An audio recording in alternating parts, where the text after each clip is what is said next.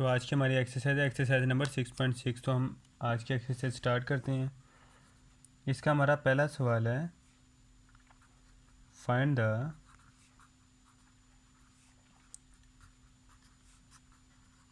Fifth term of the GP. और जो हमारे पास सीक्वेंस वो बता रहा है वो है 3, 6, 12 अप टू सो ऑन। तो इस सवाल में वो हमसे कह रहा है कि हमारे पास जो है फिफ्थ टर्म फाइंड करो, जबकि हमारे पास जो पहली तीन टर्म है वो है 3, 6, 12 अप टू सो ऑन। अब जो ये हमारे पास है 3, ये हमारे पास है A1, ये हमारे पास है A2, A3, A4 और ये A5 जो हमें फाइंड करनी है कि क्या है। अब जो इसमें हमारे पास देखने वाली चीज़ है ना, वो है इसमें हमें कहा गया जीपी। पहले चैप्टरों में हमारे पास आता था एपी, वो हमारे पास स्टैंड करता था अर्थमेटिक प्रोजेक्शन के। ये हमारे पास जो हमारे पास ये बनता है वो है ज्योमेट्रिक प्रोजेक्शन। अब इसे थोड़ा सा सॉल्व कर लेते हैं। हमारे पास जो फर्स्ट टर्म है वो क्या है, A1 इज इक्वल टू 3। अब जो दूसरी टर्म है वो हमारे पास क्या है, 6। पहली टर्म क्या है, 3। अब उसमें हम निकालते थे डिफरेंस, इसमें हम निकालेंगे R। उसमें जो डिफरेंस है वो सेकंड में से फर्स्ट टर्म माइनस करके निकालते थे। इसमें जो R है वो हम सेकंड टर्म से फर्स्ट टर्म डिवाइड करके निकालेंगे। Second term divided by first term, तो ये हमारे पास आंसर आ गया इसका 2। तो यहाँ पे अब हमारे पास R का आंसर आ चुका है 2।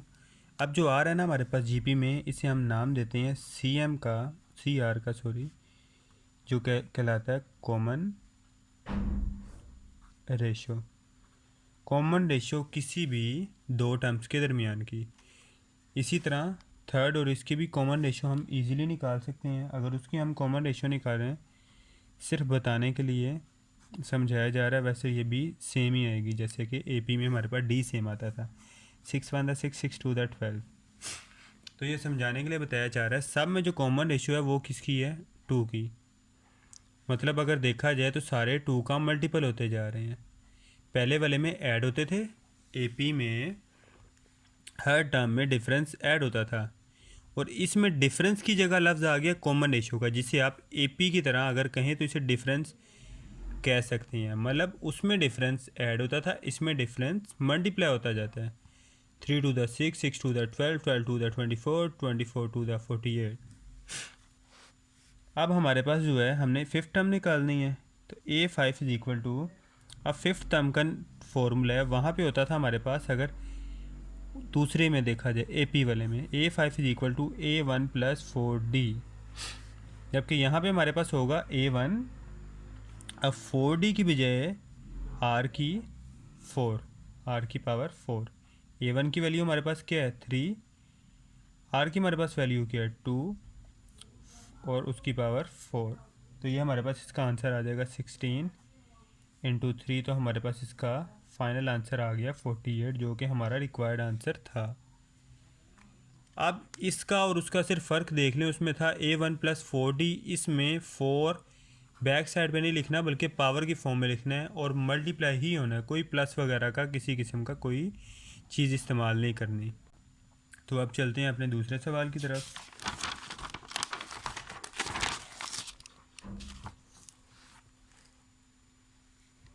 तो जो दूसरा सवाल है उसमें हमसे पूछा गया है, find the 11th term of the sequence.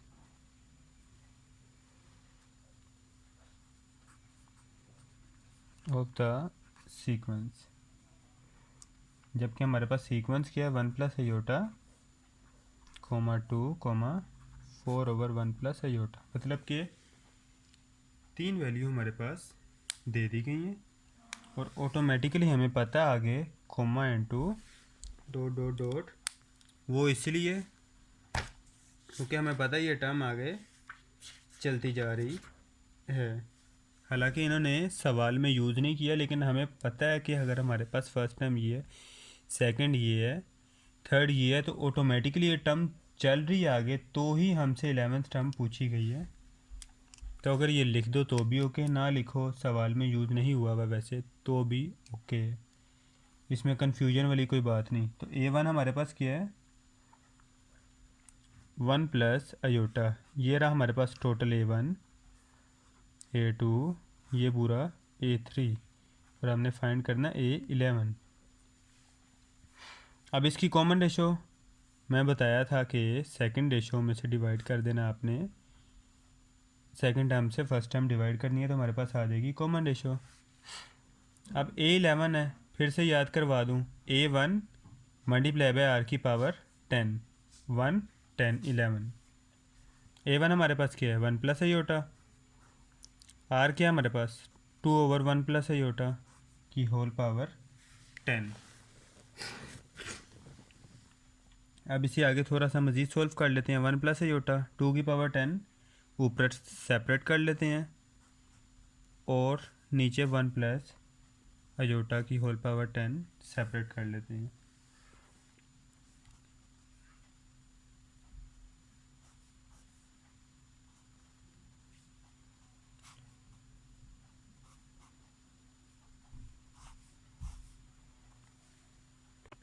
तो अब हमारे जहन में एक सवाल आता है कि हमने इसको सेपरेट क्यों किया, 1 प्लस अयोटा के स्केयर की फॉर्म में क्यों लिखा, जबकि हम इसको सिंपल 1 की पावर 10 में भी, जो 1 प्लस अयोटा की पावर 10 है उसमें हमें ओपन करना बहुत ज़्यादा मुश्किल हो जाना था, इसीलिए हमने इसे ओपन कर लिया, स्केयर अलग कर लिया, 5 पावर अलग कर ली, ताकि इसको ओपन करना हमारे लिए थोड़ा सा आसान रहे या इजी रहे। वो देख लेते हैं हम किस तरह। तो 2 की पावर 10, अब जब इसका स्केयर ओपन करेंगे ए स्केयर, 1 का स्केयर 1 ही होता है, इसीलिए इसे हमें कोई मज़ीद लिखने की ज़रूरत नहीं। जो अयोटा का स्केयर प्लस 2AB मीन हमारे पास आ गया 2 अयोटा। यहाँ तक तो हमारे पास अभी तक ओके है, कोई इसमें इशू वाली बात नहीं है। तो मज़ीद इसको देख लेते हैं किस तरह सॉल्व करना है। 1 प्लस अयोटा 2 की पावर 10, 1 अयोटा स्केयर क्या होता है, -1 प्लस 2 अयोटा की होल पावर 5, +1 -1 से कैंसिल आउट हो जाएगा। अब हमारे पास जो फिगर आएगी वो आएगी 1 प्लस अयोटा 2 की पावर 10 1/2 अयोटा। अब जो पावर 5 है ना, इसे इस दफ़ा हमने यूज़ कर लेना है। 2 की पावर 5 और अयोटा की पावर 5 सेपरेट सेपरेट कर लेना है। अब 2 की पावर 5 है, अगर इसे कैंसिल करना हो 10 से, तो पावर 2 की वापस बच जाएगी 5। अब नेक्स्ट पेज पे आ जाते हैं। तो नेक्स्ट हमारे पास आ जाएगा 1 प्लस अयोटा 2 की पावर 5 डॉट 1 अयोटा की पावर 5। अब इसे सिंपल हम अयोटा स्केयर डॉट स्केयर और डॉट अयोटा में कन्वर्ट कर लेंगे। अयोटा 5 है, सिंपली हमें पता है अयोटा 4 डॉट अयोटा में कन्वर्ट हो जाती है। अयोटा 4 को हमने अयोटा स्केयर ओवर स्केयर की फॉर्म में लिख लिया। तो ये हमारे पास आ गया 1 प्लस अयोटा, ये आ गया 2 की पावर 5। अयोटा स्केयर हमारे पास किसके बराबर होता है, अयोटा स्केयर हमारे पास बराबर होता है -1 के।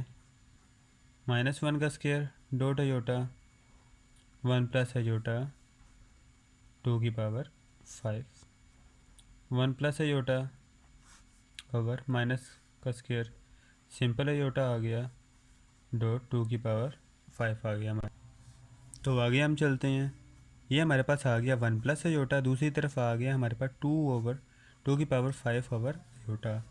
अब अगर हमने इसे सिंप्लीफाई करना है ना, तो सिंपली यहाँ पे हम एक सिंगल स्टेक कर रहे हैं, वो है 1 माइनस अयोटा से मल्टीप्लाई कर रहे हैं, 1 माइनस अयोटा से डिवाइड कर रहे हैं। आपको पता है अगर सेम चीज़ मल्टीप्लाई डिवाइड हो रही हो तो हम कर लेते हैं, क्योंकि उससे आंसर हमारा कैंसिल आउट हो जाता है, तो लेकिन सवाल हमारे पास आसान हो जाता है।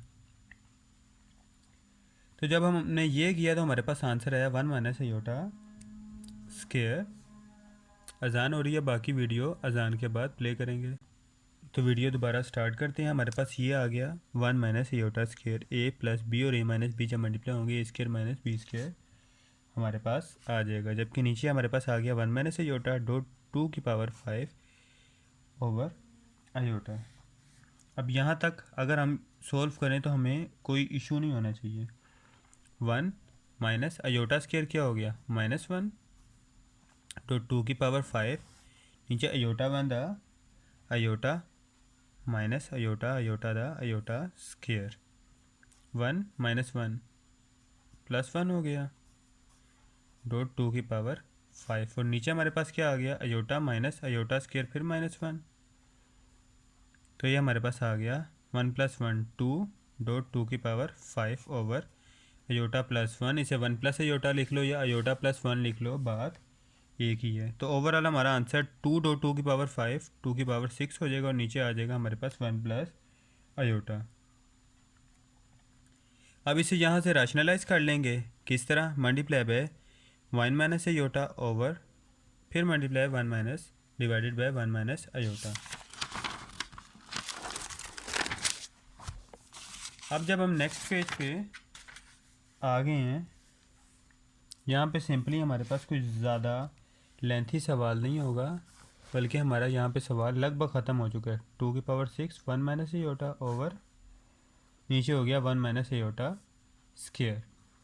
तो 2 की पावर 6 1 माइनस आयोटा और 1 माइनस आयोटा स्क्वायर फिर -1 तो 2 की power 6 over 1 minus iota over 1 plus 1 2 की power 6 1 minus iota over 1 plus 1 2 जब 2 की पावर 6 से कैंसिल हो जाएगा तो 2 की पावर 5 हमारा आंसर रह जाएगा। तो ये हमारा फाइनल रिक्वायर्ड आंसर आ गया 2 की पावर 5 इंटू 1 माइनस आयोटा। अब हम इसके नेक्स्ट क्वेश्चन पे आ जाते हैं। तो नेक्स्ट क्वेश्चन हमारे पास है क्वेश्चन नंबर 3। क्वेश्चन नंबर 3 में वो हमसे कह रहा है find the 12th term of 1 plus iota comma 2 iota comma -2 plus 2 iota comma up to so on. अब इसमें हमारे पास हमें पता है कौन कौन सी ए टर्म है, बी टर्म है, A1 A2 A3 और A12 हमने फाइंड करनी है। तो इसी सवाल को आगे कैरी ऑन करते हैं। A1 हमारे पास क्या है 1 प्लस आयोटा, जो आ रहा है हमारे पास जो कॉमन रेशियो है वो क्या आएगी second term divided by first term. A12 हमें पता है हमारे पास कैसी आएगी A मल्टीप्लाई बाय R की पावर 11। तो A1 भी हमारे पास है और R भी हमारे पास है, तो आइए वैल्यू मालूम कर लेते हैं। 1 प्लस आयोटा और R की वैल्यू थी 2 आयोटा ओवर